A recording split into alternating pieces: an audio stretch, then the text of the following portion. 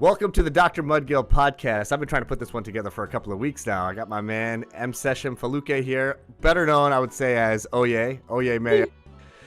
So Oyay, I found out about Oyay through one of my buddies from high school, actually my buddy from middle school. He sent me a Vice video, which showcased your hustle, basically, making nutcrackers or grown-up juice, I guess, also goes by. And it was a great video. It was like just a really slick video. But in that video, you really kind of conveyed your hustle, and it showcased a little bit of the marketing and using social media to brand yourself, which was very different, I think, than other folks who make nutcrackers. You have your own brand of it called Oyay's, which everyone knows that's the brand. It's kind of like the Nike of nutcrackers, I would say. Right here. We got it right here. Yeah. Yeah, right there, or like the Rolex of nutcrackers, or the Bentley of nutcrackers, whatever way you want to put it. But so I saw that, I was like, that's pretty cool, and then I kind of went into like a little bit of a deep dive about you. So obviously I went to Google and I found there was a New York Times article about you. You've been written up in a couple of places, and you kind of are, I would say, like the Nutcracker ambassador. Like you're kind of like the go-to guy for media when it comes to like exploring the culture, and and I think just especially during this time of the shutdown, people couldn't go to bars, and New York City, I mean, I'm from New York too, and it's just basically a shit show. Right.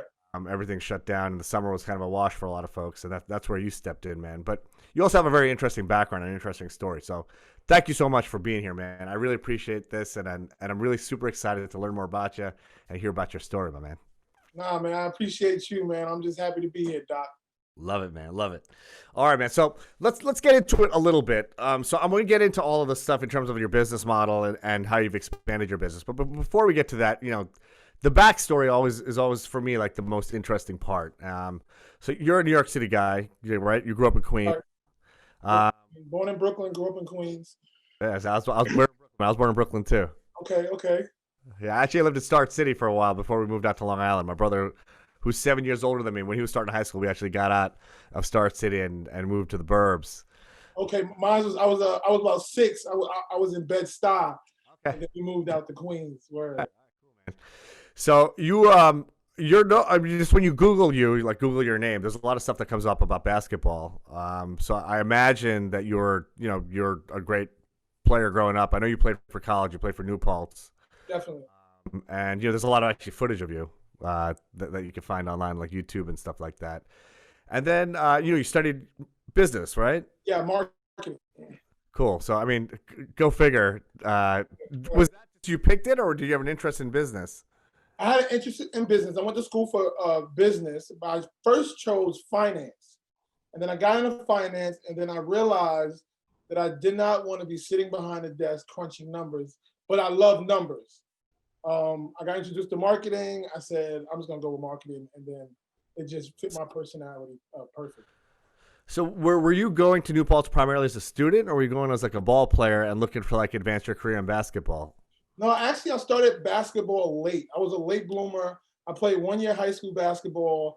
I didn't have a lot of, support in basketball because it was always academics. It was always business. That was always preached in my household. And then I got good at some point in my adolescence, and it all came together. Senior year, I averaged, I think it was like 24 points, 14 rebounds.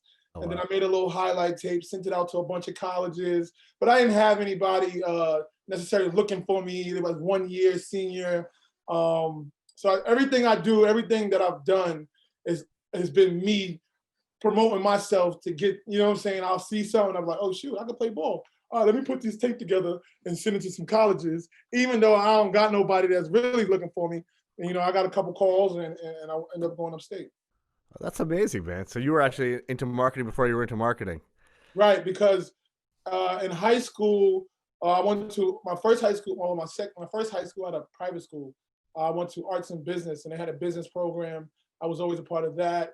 Growing up in different programs, I used to run a business group for a music project that a bunch of my friends were doing. We had a bunch of artists. We had the graphics people, and we were the marketing business people. And we came up with like little stock trust funds for people to invest in the music. And so I've always had that doing prepaid legal at 16, using my mom's account, trying to sign people up and doing that. So I've always had that push. Yeah. You're always a hustle. Well, you mentioned a couple of minutes ago that business was very important, like in your household. Like what do your parents do? Well, not necessarily business, more academics, more looking at the bigger picture, doing things outside of the norm, and basketball and things that, like, for my mom, she just always pushed me to do different things and look at different opportunities. And business was one that I always looked at. Yeah. Gotcha. But my mom is an educator. She has a doctorate degree in African American studies and things of that nature. And my dad is a celebrity vocal coach. Oh, really? Yeah. He was on MTV's Making the Band with Diddy and Day 26 and Danny Queen, and then after that he worked with a bunch of different celebrities, and he's still in the business, vocal coaching. So he's a singer? He was singer-songwriter up into his career, turned into vocal guru. He's really a spiritual guy, so like the entertainment industry wasn't necessarily 100% for him. So he went into the teaching field of music. And then, in his later ages, landed right back into the entertainment industry through teaching, and as a vocal coach. Oh, that's fascinating, man. That's pretty cool. So your expectation for you going to college was like, obviously you're playing ball, but like you're studying business was like the main focus for you when you got to school. Right. I mean, but it was really having fun. You know what I'm saying? At that point, I was good at school. I could always, pass and study, but that partying experience, being away from home, having your own like place, and you could do whatever you want, man. That experience was just amazing, and being able to find yourself and what you want to do, and a marketing degree.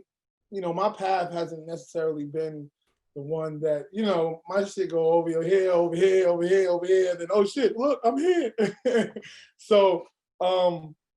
Yeah, so I've tried a bunch of things in college. It just wasn't necessarily. I went for marketing. Basketball popped up late in my life. I was really good at that. So I went there for that too. Just finding myself and finding all my talents and trying to take advantage of those. So you graduated? You graduated from New Paltz? Yep, 4 years. And then, so did you like get a marketing job after that? Because I know there was like you played basketball overseas or something like that.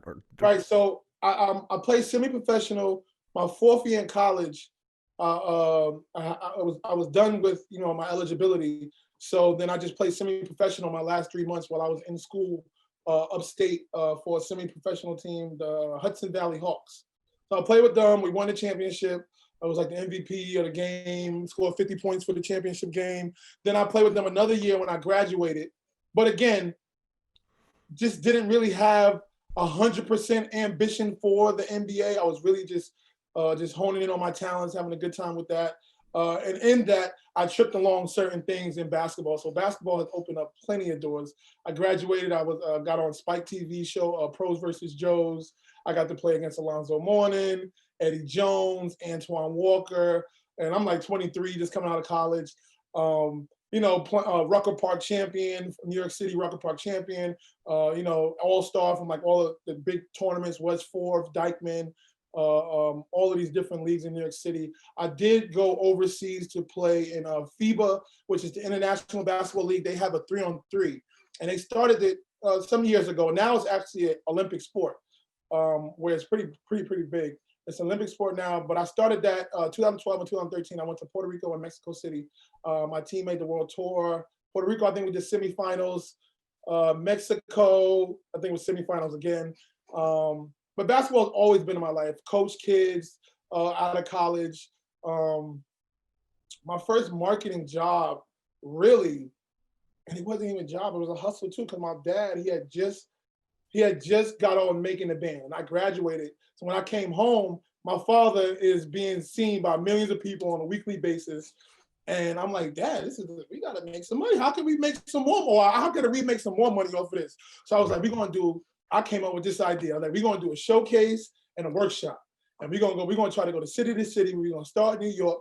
And we're going to do a workshop for a week long. We're going to do classes of 25 people each. We're going to charge them $500 each student. I think it was 3 weeks or 3 class. I forget how many workshops we did. This is years ago. And then at the end of the workshop, we would do a showcase where everybody can invite their friends and family to a venue, and we'll do a showcase where they can sing. And we did that. We did that in Jersey. We did that in New York a few times. And that was like my first marketing, because I was the marketing manager. I mean, it was my job, but it was my dad, so he had to be the boss. So I was the marketing manager, but really the creator, really the innovator of that for him. And we made money. I mean, we made money.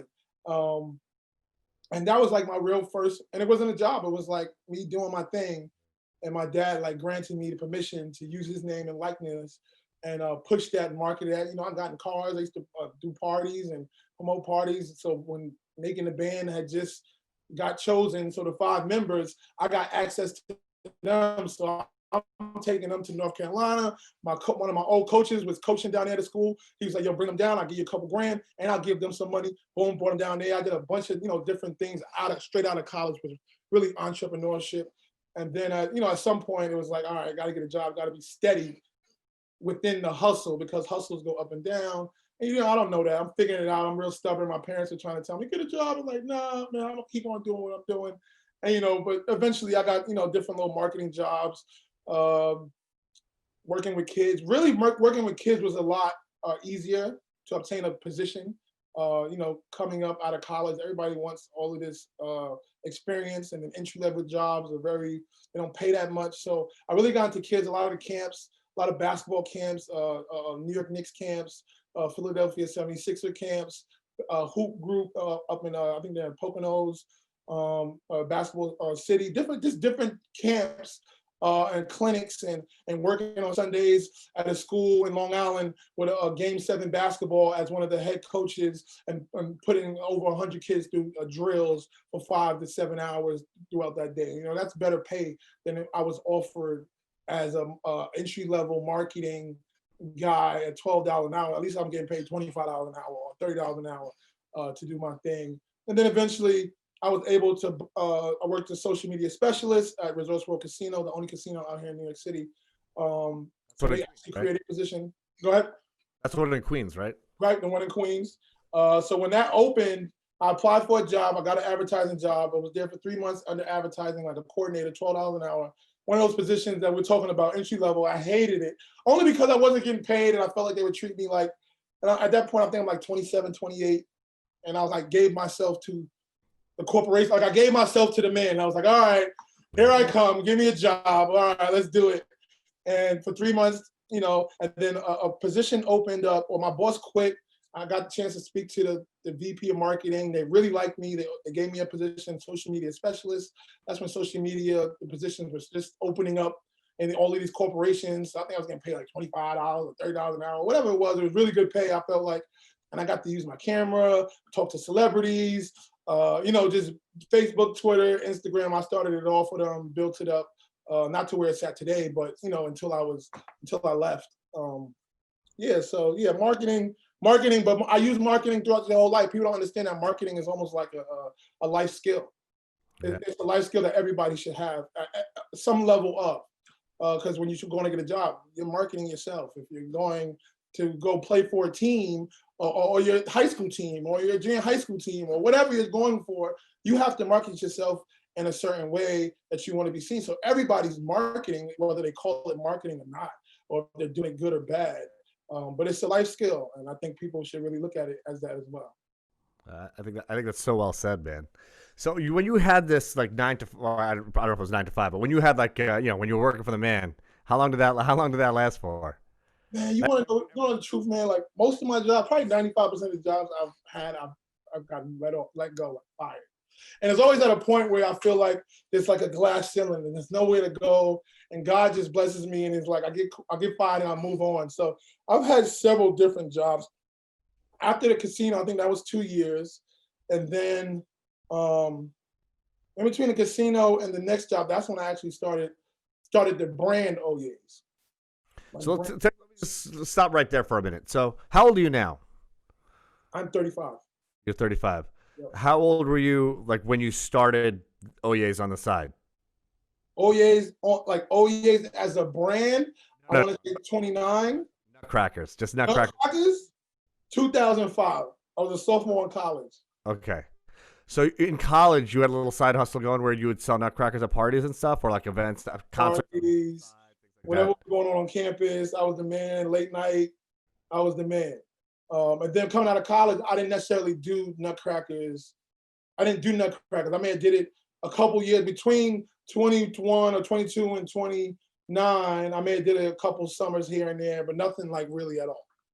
Okay, so just like a lot of my audience may or may not know what nutcrackers are. So basically, nutcrackers, it's like an urban drink, probably mid '90s, from what I understand, started in like Dominican neighborhoods like Washington Heights. Definitely. Basically, like rum mixed with fruit juice, or vodka mixed with fruit juice, and whatever, even like Everclear mixed with fruit juice, just like drink. They taste good, and then basically, you kind of get out of your mind like after you drink a couple of those. Right. I'm on the crack one in a minute. I'm getting hot. So, so it's like a summer drink. Like you're out at the beach, or at a concert, you're like hanging out in the park, whatever, and it's like a refreshing alcoholic beverage for adults. Right. So then that developed into a whole subculture. So between like you were kind of at the beginning ish of it, like to been around. You probably drank nutcrackers in high school with your friends and stuff like that. Even though you're not supposed to, but of course Right. that's just kind of how it worked. And it's an easy drink to disguise that has alcohol in it because it looks like fruit juice. It's like a fruit juice container, essentially. And so through in college, obviously, it's like a very good drink to have around. If you're at a concert on campus or whatever, to hanging out on campus and stuff. Right. So Anything. I mean, we used to sneak them in the clubs. We used to do it all. So you were living the culture, you were exploiting the market a little bit, saying, okay, this is a good little side hustle. I can make some extra money. You'd make it, I don't know, in your dorm room or frat house or wherever it was. Take it to campus and start doing it. And you're like, that just I don't want to speak for you, but kind of when the seed I would imagine for you got planted, like, oh, this is like a cool little side hustle where I could get some cash in my pocket. Right. I mean, I'm a quick thinker, so I got introduced to it that year. Like somebody told me about a nutcracker. I remember it was sophomore year, and it was like it's colada. They got different flavors. You get it uptown, and I was like, I didn't know where to get it from. I never tasted, or I tasted it his, but I didn't know where to get it from. I had no clue where to get it from. I just created my own. I got Kool-Aid and water and liquor in water bottles and made my own, and then that was it.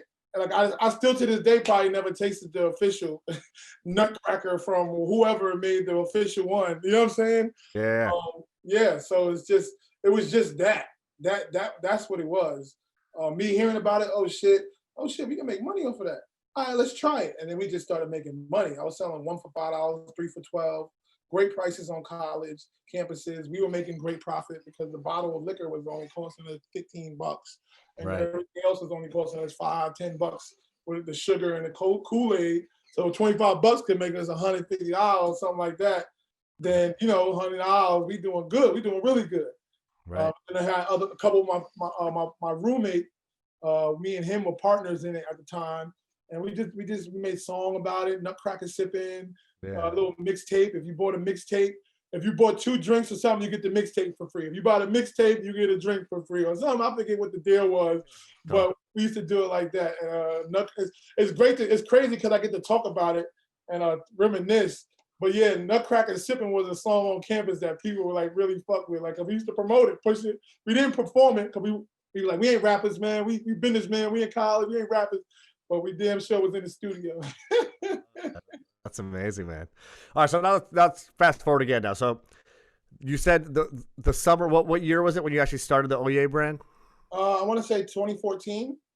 Oh, so 2014. Okay, so talk to me a little bit about that. So, were you selling like nutcrackers on the side at that point before you started the Oyay brand?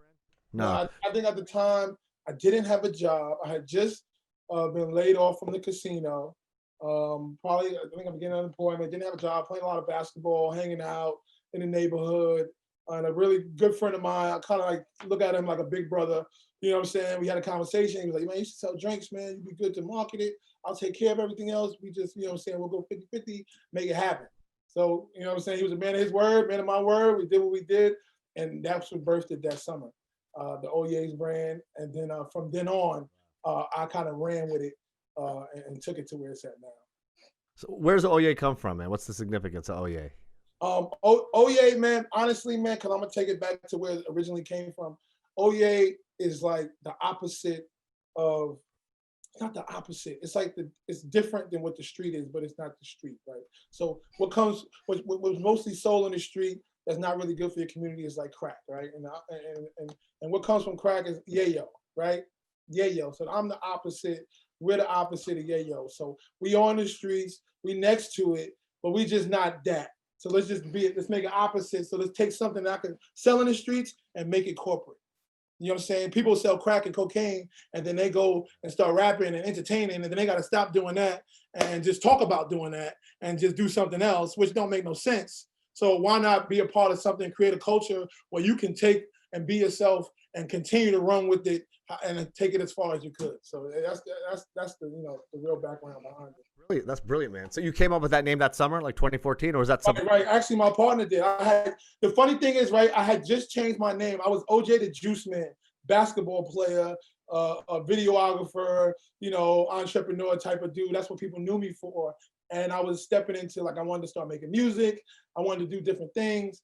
And, OJ Simpson and OJ the Juice Man, the actual rapper, they already had that lane. So I had changed my name to Oyay, and I spelled it Oye, right? And that's what it was. And then maybe a few days or a few weeks, me and him had this conversation, and he's had this idea. It wasn't like it was organic. It wasn't like he played off of me and took something from me. No, he had this idea. I had made this move without even making it a public thing. So it was just organic how he had that idea. We good friends. Boom, I already changed. Then maybe the next year I changed the spelling of how I spelled Oyay just to keep it, branded as it is. But that's the true story. Well, I love it, man. That's a good backstory. Right. So you start. Oh, it's 2014. You start. Okay, we're going to sell these drinks. We're going to call them Oyays. And what next? Like, did you make labels? Like, I don't. We had labels, but every drink didn't have a label. It wasn't a big thing at first. See, me and my partner used to go back and forth. He wanted to do the labels at first. I didn't, because I used to sell nutcrackers here and there. And I was a little scared. Like, I don't know, man. I don't know if we're going to put the name on it, and then they're going to know where to find us. And, because it's illegal. Right. It's illegal, and I don't know. Right. Until I sell it for the summer. And we did put labels on it here and there, but not all the time.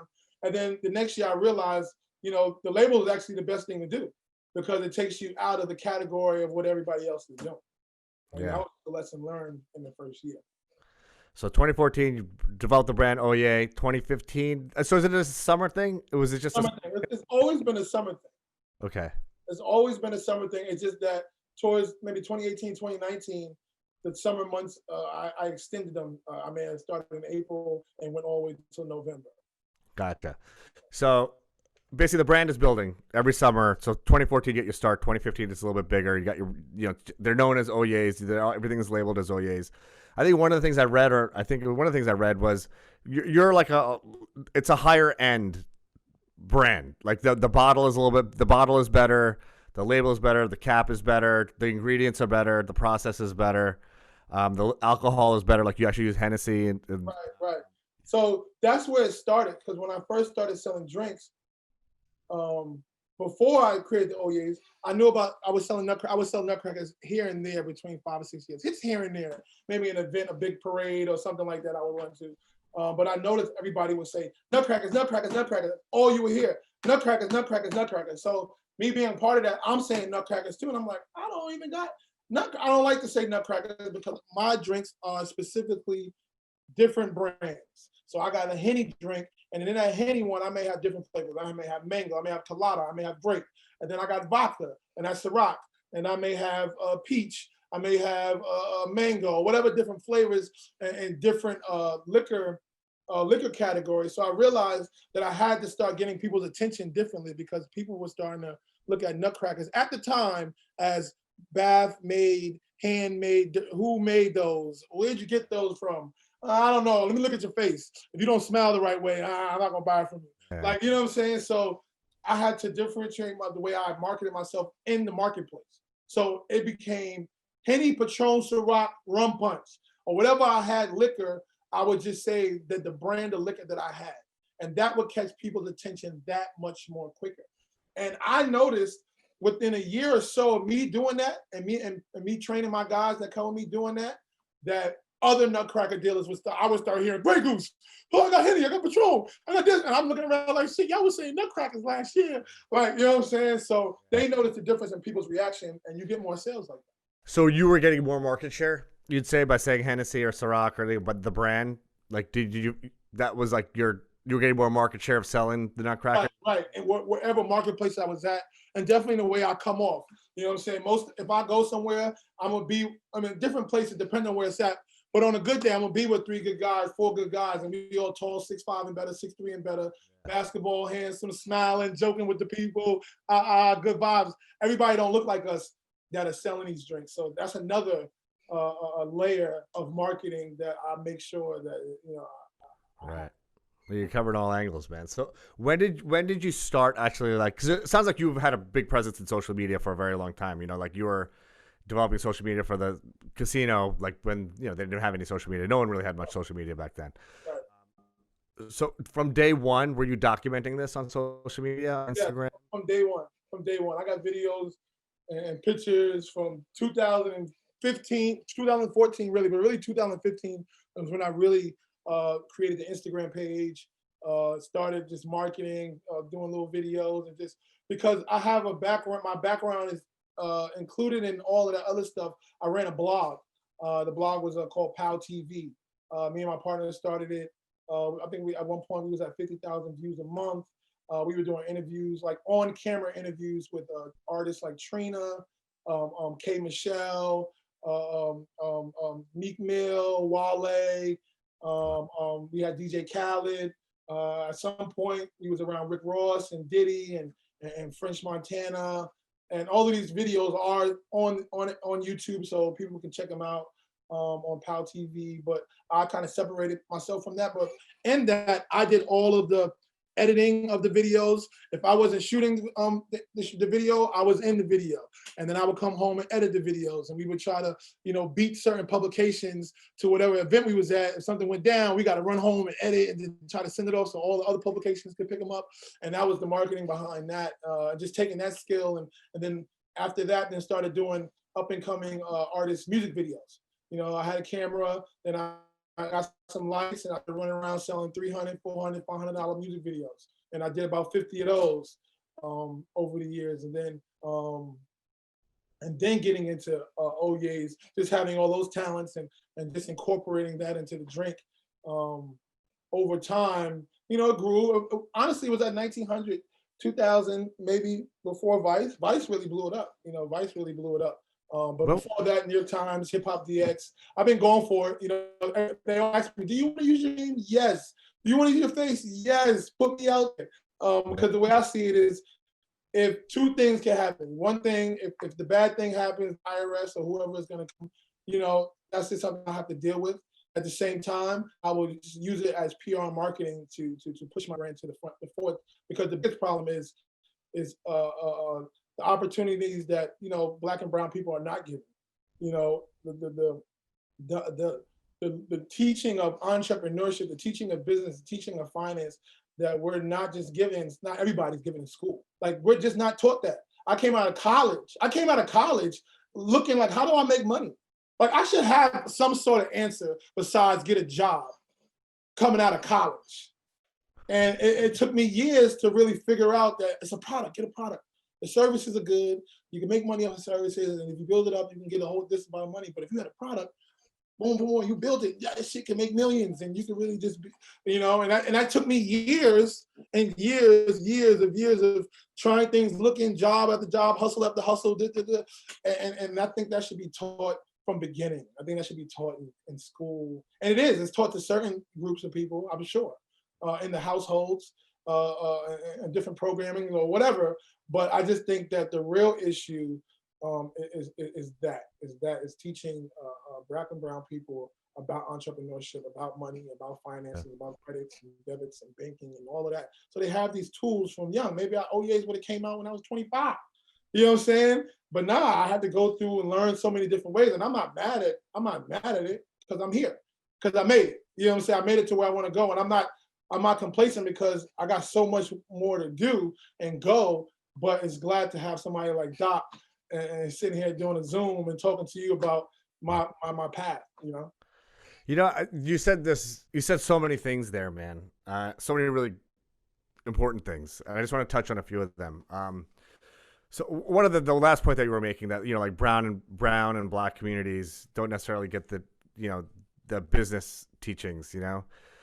The truth is, I don't think any real community gets it as a community, but I do think all starts in the household. So, like, for instance, your kids are going to be entrepreneurs or have an entrepreneurial mindset because they see your hustle. My kids will likely have a similar mindset also. Same for me. I didn't have, my mom was a doctor and she worked for the government in St. Albans, at the VA hospital there. She was just like a 9-to-5 doctor, and she wasn't like a baller doctor. Like, we were very humble roots, single parent, that type of deal. So and in fact, she discouraged entrepreneurship. When I came out of my residency, she said, just get a job, just a job at a hospital or for practice, have a steady, stable income. Her big concern was, I want you to be able to stand on your own 2 feet. Whereas, my wife's family, they basically have the American dream. Like, my father-in-law came here, he worked his ass off. He was a doctor, but he was also a businessman. And he set up this tremendous empire, became very, very successful. And my wife had that mindset. So we got married, and I was like, I should start a practice. She's like, start a practice. She really pushed me to it. That wasn't my mindset. You know what I mean? So, like, my point is, our kids will benefit from our hustle in terms of expanding their minds, And I think it's really the responsibility really lies on the household, on the families, to teach their kids those types of lessons. You know what I mean? The other part of it is, you're obviously like a hustler. There's like so much stuff that you have going on at all times. Like, you're a videographer, basically. What software and stuff were you using? Just because I'm curious to, like, edit your videos. So, Final Cut Pro. That's what I learned in Final Cut Pro. Adobe Premiere. Yeah. So the real shit. You're using like the real stuff. So you're going into like iMovie and making some shitty movie. I'm learning, and I'm teaching myself. Right. So you're using like the real, like, that's the stuff that we use for like my Instagram posts and for my YouTube videos. And I'm a professional videographer that works full time for me. That we create all this content, and I see the process. It's like a painstaking process that requires a lot of knowledge, and you have to really kind of manipulate the software to get the product that you're looking for. So it's not like you would record a video on your iPhone and be like, okay, it's $500. I'm gonna record a video on my iPhone, and you're gonna edit it in iMovie, which is a lot of the shit that you see out there. Right. Like, that's what people offer. Yours was very different. You're like, I have a camera. You probably had a nice camera, and you invested in making a quality product for your consumer, right? So you made one video that turned into 500 videos. Because if you made some piece of shit video, like, no one's gonna hire you. Right. That's part of the marketing, right? So even for an Oyay brand, that's part of your marketing. It's like, okay, yeah, I could make a Nutcracker and just sell it and say Nutcracker, Nutcracker, Nutcracker. But no, you were probably the first guy to use Ciroc, to use Hennessy, to use Patron, and like, you like kind of jump on that name recognition of a brand that's a little bit elevated. So like, hey, this guy is different. Like, that's why that's why I want to, wear Nike and not some off brand. Like, these are things. It's like sort of brand recognition. It's like, you don't even imagine how many more sales I got just by saying those brands, because people automatic Henny. Oh, I love Hennessy. They go look like, oh, you got it, and then you give them the smile. You say something else. Come on, you look at it twice. Got to know the price. And now they in the cooler, and now you making sales. So yeah. I think the important point is one of the important points is, you spent more money to make more money. You know what I'm saying? So like, you invested in premium alcohol, you invested in premium products, like you invested in a nice camera and a nice computer probably to make those videos, to offer a higher end product. Right. And so it costs you more money to do it, but that takes balls to like say, what, I'm not going to cut a corner here. Like, let's put the investment in now, offer something that's a little bit more premium. Let's get a better bottle. Let's get a better label. Right. That is marketing, Because because the better bottle didn't come until maybe 2018. Before this, I'm using the ones that everybody used, the other frosted ones. I just got a label on it. Yeah. It says Oyay's, and I may have a T-shirt on or a flag on my cooler or something like that. So this didn't come until 2018, and I mean, the difference, I was able to add on price. So before, a drink like this, I'm selling for say $7, and now I can sell it for 10. right? And my $10 bottle I can sell for 15. Right. And my $20 bottle I can sell for 25. Right. So because of that, I was able to actually make more money in the long run. Right. Right. Smart. So when was that Vice video made, man? That was August. That was this August. So yeah, right. So I thought it was recent. Yep. So like the brand is building, you know, over the course of like 5 or 6 years. The brand is building every summer. Right.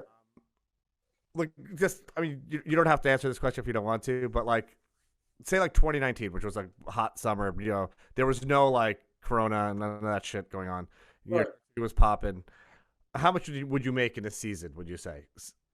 In a season? See, 2019 was my best season yet. Right. That's what I was here. What was your best season? You know, my best season, man. I always talk about the best month, man, and the best month was 20K. Yeah, that was August 2019, right? That was 2019, and my best event, my best weekend, I made like $11,000. Amazing. And you know, and then in that one, I ended up going to all the homecomings down the East Coast to all the black colleges. I made a bunch of those, and either any one of those you can make, you know, between $5,000 and $10,000 each one you go to, and I'm bringing people with me, so I'm also you know, community economics. You know what I'm saying? I've always, since young, learning about prepaid legal when I was 16, I've always tried to add that model to whatever I was doing. And can you explain what that is? Prepaid legal. Prepaid legal is a network marketing company, basically where you sign up. They have legal services, so you can sign people up to do legal services, but you make your real money up on signing other people up to sell the business, to sell prepaid legal. So this is network marketing. Basically, there's probably a bunch of them now. Amway, I can't remember all the other ones that you know that are now. But I've always, you know, even in college, I had these ideas. I was looking at a book the other day, and I had plans. I never did it, but I had plans on having nutcrackers in each dorm and having somebody in each dorm with a case of nutcrackers. And I did the math. And I'm looking at this shit. I'm like, oh shit, this is where it comes from. I never did it, but fast forward to the Oyays, I have friends around me, you know, good guys. I call them shabbas. We got the shabba gang, and it's a bunch of shabbas, and they're all good guys. We all come from the neighborhood. You know, we embody what Oyays is, and it's like we're from the neighborhood. So we're not better, but we're just a little different. You know what I'm saying? We're not so intertwined into the activities or the negative activities that a neighborhood could, you know, offers people. So I offer them 50% of whatever they do. Whatever you guys sell, you know, it started 60-40, but at some point I was like, you know, these are my friends. I want them to be excited when they sell. I don't want them to feel like they got to break me off 60 and they only get it. So let's do half. Let's do 50-50, me and you, 50-50, me and you, 50-50. Me and I have 10 people I'm going 50-50 with. So that means I got to have all these drinks so that I can make, if I want to make $3,000-$4,000 for myself, and then I got to make enough drinks so they can make it. If somebody wants to make $1,000 today, I got to make sure that I got $2,000 worth of drinks for my man Avery, or I gotta have $2,000 worth of drinks for my man Hot. You know what I'm saying? Or I got a wholesale order. Somebody just called me and said they want 100 drinks at the $5 drink price, because I'm doing 50-50 on the wholesale too, with other people that are not necessarily shoppers that'll just call and say, yeah, I'm gonna make some money this weekend. Can I get 100 piece? They'll come pick up the 100 piece, $500. Boom, they go sell it for 10, 20, whatever they want to sell it for, they sell it for. So at that point, you know, it's like you can make money, you can make mad money off of it. But it's like, if you don't have the process, and this is what I learned in 2019, I told myself 2020 was gonna be my last year selling drinks in the street, because I see it, I get it. I'm not ready this year, but I am ready to elevate and maybe make 40,000 in a month.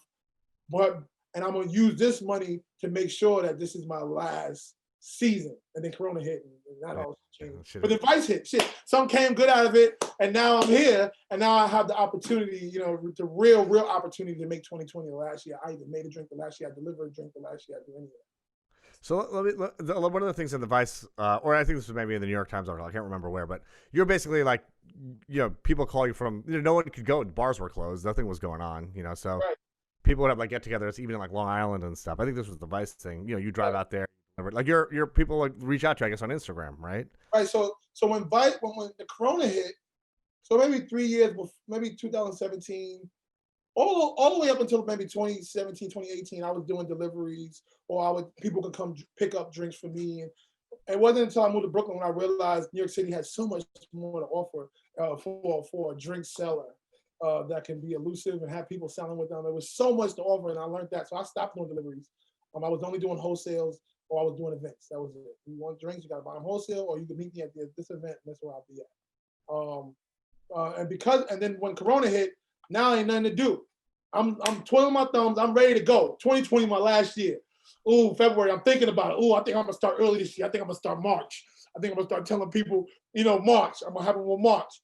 And then it hit. Damn, what the fuck am I going to do? I mean, it was literally standstill. Literally, there was nobody outside. Everybody was believing, or everybody was involved. And what was going on, we just had to fucking sit back and watch. So now I'm thinking, boom. So a couple months go by, maybe by May, I'm like, what the fuck is really going on? I mean, they can give me free money. They can do all of that, and that's fine and dandy. But the way my soul and the way my body's made up, I got to move. I got to figure ways to do things. I got to always, I'm getting big. I'm a couch potato. I'm in the couch. It's like, what's going on? So I started doing Instacart. I'm on Instacart, and then it hit me maybe 2 weeks into Instacart. Instacart, by the way, was good money around that time when everybody was sitting down. And really good money. Those days I made like $300-400 in one day. Wow. For Instacart. And then it hit me. I said, oh, I could do deliveries. So you would deliver it for Instacart. What would you do? How would you get the drinks to people? No, I wasn't doing. No. This is just what sparked the idea to start delivering. Okay. I was doing Instacart. I wasn't doing the drinks. So, okay, gotcha. I was doing Instacart, and then 2 weeks into Instacart, I said I could just do Oyay's Instacart, and I just started putting money into my Instagram. I started putting ad money, $20 on a post, $25 on a post. Or from just posting and putting, and then from every post I started getting sales.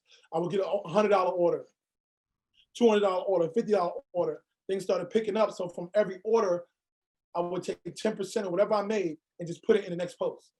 And for this summer, that's how I was making some dollars. I was definitely making some dollars. I made $300 a day.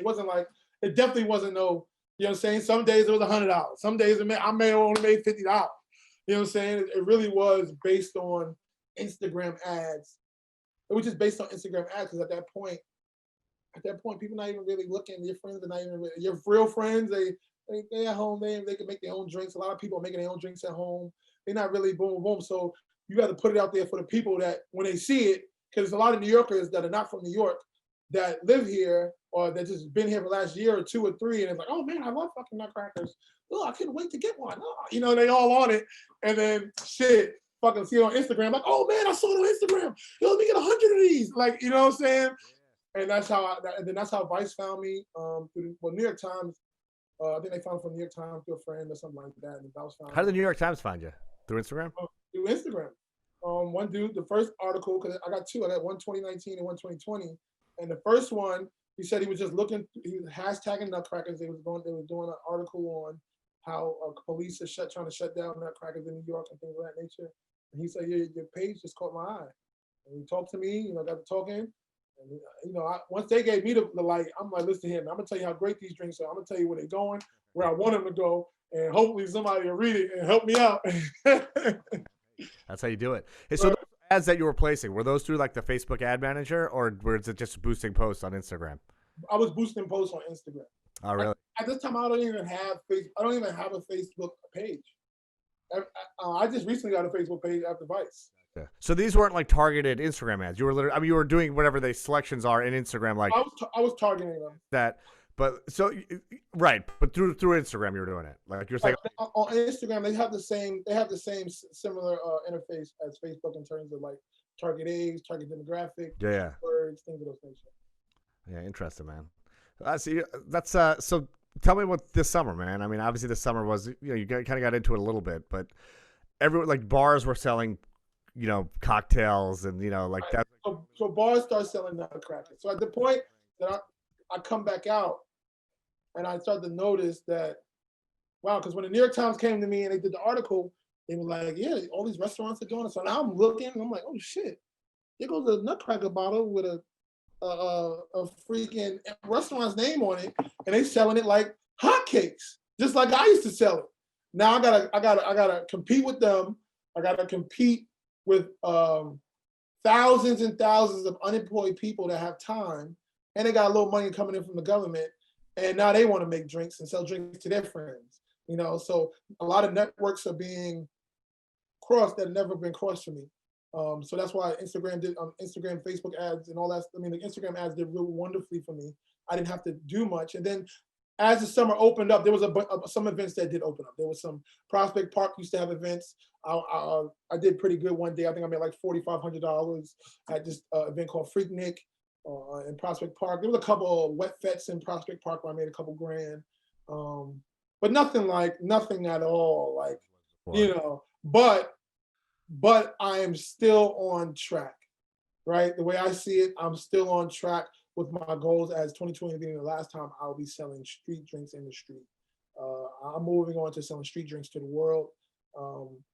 And it's never been done before. And, you know, hopefully my dreams continue to come true. And my goals, I keep reaching those things. And, you know, we can make it happen because that shit would be hot, yo. It's going to happen. I have hustler, man. Have you ever been, you said Freaknik. Have you ever been to the actual Freaknik? I was young, man. No, because Freaknik hasn't been around in a while. By the time I was really ready, I could like drive and take my friend, we could all go. I think it wasn't going down. Yeah, I went to college in Atlanta. So I went to college in Atlanta. I went to Emory. So between like 1993 and 1997 is when I was there. Okay. Crazy. Freaknik was like insane. Right. I know. See, 97, damn, I was 12, 13 around there. My sister used to tell us about it. I used to hear about it from her friends, eavesdropping and shit like that. So tell me, so I'll just kind of take things full circle. So I know you're like this is your last year, hopefully, you know, selling stuff like door to door on the street. What is the plan? So obviously you're like a well-known brand. You know, God, like, you know, a dermatologist from New York City is talking to you. So, you know, the world knows about you. Right. And the guy who sent me the video, the Vice video, is like my buddy who lives in like suburban New Jersey. You know, He's a lawyer for the government. You know, he's a what? So he's a lawyer for the government. Okay. You know, he works for the government. You know, but like, you know, we're all interested in culture and stuff, and you know, like it was just a great piece. And you know, we kind of just explode. And I sent it to a bunch of my friends. You know, so it's just like it was a fascinating story. So you're basically, my point is, a lot of different worlds, a lot of different circles know about you, know about your brand, and like, you know, your brand is ever expanding, and like, you know, hopefully, you know, we're gonna get the word out there with this podcast, and you know, more people hopefully learn about you and hear your story. I mean, you're charming dude, man. You know, like, you know, can't help but to love you, man. There you go. What is the plan? So how, like, are you gonna sell these to stores, liquor stores? Yeah. So what I'm working on now, I had to get my LLC in place and trademarks in place. Still working on different things of that nature in terms of the structuring of the business. But the total idea is to get this drink created and then distribute it. So I have to create it. I have to get the formulas for the different flavors because, as you know, I was using Hennessy, I was using Tampico, whatever juices I was using. Now I need to create my own juice and get barrels of liquor from a distillery or whatever partner I choose to get these barrels of liquor to make an actual Oyay. So I'm looking to make a few different products of Oyays. You'll have the Oyay's original, which is the Nutcracker brand, and you'll have different flavors and different alcohol brands. You know, you have your Henny Colada, your Cognac Colada, you'll have your Mango Cognac, you have your Vodka Peach, your Rum Punch, and you know, the Honey Jack Lemon, the Whiskey Lemon, things of that nature. And then you'll also have Oyays where you can wine and beer Oyays per se. La Marita type of situation, where I'm trying to not necessarily disrupt the market, but I'm trying to get a piece of that market share on the walk-in. So I'm talking to some investors, I'm talking to some manufacturing companies, I'm talking about different licensing deals, different investment deals. I look to make a decision this month, and so I could push forward. It may not be the final decision and all the investors I choose, but I do wish to start creating Oyays, the actual drink and the actual beer and wine flavor this month. So hopefully 3 to 6 months down the line, I'll have them in different markets. I mean, it's huge. I mean, I'm getting calls from Singapore, I'm getting calls from Canada, I'm getting calls from the Caribbean, like you said, all walks of life really tuning in and enjoying it as much as I have been for these last years. So it's pretty dope to be able to, and then it's also like, if you, like you said, social media, like everything that's on the Instagram page is me. I'm in the crib editing real quick. I'll do all that stuff in the morning. I get up about 7 in the morning, 7:30, and I have 3 pages. You know, I got the Shabba Gang page, I got my personal page, and I got the Oyay's page. So I try to, create something, a post for each a day. I try to meet that and do what I got to do. I also did production work, freelance production work. So I was the first assistant director on different jobs for Facebook, Ancestry, worked with different artists like J Balvin, Tiana Taylor. So I've been so that's after I quit the man. I went freelance in production, still while selling Oyay's. So now I'm at the point where I want Oyay's to be a full-time brand. I want Oyay's to be around the world. And I'm going for it 100%. I'm 110, 120, 1,000%. And I'm not stopping until I get there. I usually stop. November, I usually stop. I put the Oyay's away and I come back about April and we do it again. So I'm not stopping right now. I want the people to keep tuning in, man. And Doc, man, I appreciate you. I love it, man. So you're doing video production for those artists? Yeah, I was part of the production team. So you have your director, you have your first assistant director. So your first assistant director on set is the guy that's calling action, cut. He's telling people where to be. He's communicating everything the director needs to communicate to the staff, communicate to talent, making sure the day is run on time, schedule-wise. So a lot of the skills that I've gotten all over the years, I've been able to inculcate that in production. In terms of coaching, because I get to be loud, I get to be fun, I get to make people feel good, but at the same time, I have to make sure that the day is running on time and the director gets all the shots that he needs so that the people, when they consume the content, everybody's happy. Amazing, man. Yeah. You know, I've kept you here for a long time, but there are just a few things I want to say just to close out a little bit, man. So, you're a guy who sets goals, and you really chip away at them. And a big part of my platform is actually like empowering folks, and just how hustle and grind can really create a lot of self-empowerment. And a big part of that is accountability. Like, sort of, you set a goal and you're accountable to the goal that you set. So one of the things you just said was like, you post to 3 Instagram pages a day and you do what you got to do before you start your day. You're accountable to your goal. Like, so in your head you're like, okay, I got to post to these 3 pages.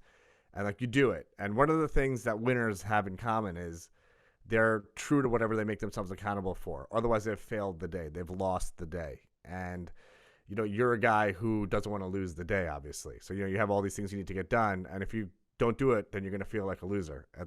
You're not going to want to go to sleep until it gets done, And that's a big part of it. And another thing that you mentioned earlier, which I also want to talk about, is like, you said like you had a notebook in college, which you found, where you were like writing down your business model, your ideas. And a lot of like actually achieving a goal is speaking it into existence. Like, I have no doubt that Oyay is going to be a global brand. You said it, and I know you will make that happen. And the last thing that you said was, or not the last thing, one of the things that you said also was, you're going to keep at it until it happens, right? Because a lot of people will give up. Like, this was a shitty summer for a lot of people. This is a shitty time for a lot of people. A lot of people who they were like you, 2019 was your biggest year. 2020 was probably the worst year you had in a while. But you survived it, you made it happen, and you still were plugging away at your goal, knowing that all the work you're putting into it, it will somehow manifest into whatever your dream is. And whether that happens in 2020, which is when you wanted to stop, or if it happens in 2025, you're not going to stop until it happens. I had a guest on my podcast who said, the word focus, you're someone who's tremendously focused. He uses the word focus as like an acronym. Follow one course until successful, right? Follow one course until successful. Focus. That's what you are all about. Like, that's really what I'm getting from your energy. I mean, obviously a wonderful human being, got a great vibe and all the positivity and stuff, but even just the name Oyay and the derivation, how you derive that name as sort of the exact yang of the negative yin in the community. Like, you're the exact opposite, or the yin to the yang, whichever it is. But I love it, man. I love it. And everything that you said embodies what this podcast is all about. Right. It's about really setting a goal, hustling, grinding towards your goal, getting your daily win, doing one thing every day that gets you one step closer to your goal. And I love that energy, man. And that's why I know that you're going to be hugely successful, man. Nah, man, I appreciate it, man. And for the listeners, and there's some people out there, I want to say this, that don't beat yourself up so much if you don't get it in that day. You know, keep striving for it and keep going for it, and you keep in placing certain habits, because, you know, it's hard to change habits. And if you beat yourself up every day, you're definitely not you're gonna stop doing it because you're failing and you're not feeling good about it. So nobody likes to fail all the time. So, you know, change the way you look at it. Just make sure you keep going for it, and eventually you'll get that win. And once that win hits, all of those failures will look like and feel like wins as well, you know? Totally, man. Failure way to success, baby. And to end it off, I like to say Shabala. I want the people to get onto that. It's the word I created years ago when I started the Oyays. Shabala means everything righteous moving forward. It's the Shaba gang. We do music, positive music, pushing that vibe. You know, we definitely got that street energy. We come from the street, but we not, you know, preaching, stealing, or killing, or anything of that, those natures in our music and in our films and the things that we were doing later on in life. So it's Shaba gang, Shabala, everything righteous moving forward. Tune in, we live. Oh! I love it, man. Where can people find you? The last thing, man. Where can people find you on social media? Yeah, hit me on the Instagram, Oyays, Oyays, right here on the shirt if you can see it, oyay.mayo, oyay.mayo, or you can hit the Shabbas. There's a bunch of us. We all used to play ball. We all got talents, models, actors, artists, and we all doing our thing. So you can find them on Shaba Gang, SHABAGANG. Shabala, my man. Yeah. Thank you so much for your time, man. Really, I appreciate y'all. Thank you for listening to the Dr. Mudgil podcast. The audio for this podcast can be found on Apple's iTunes and SoundCloud. Let's get it.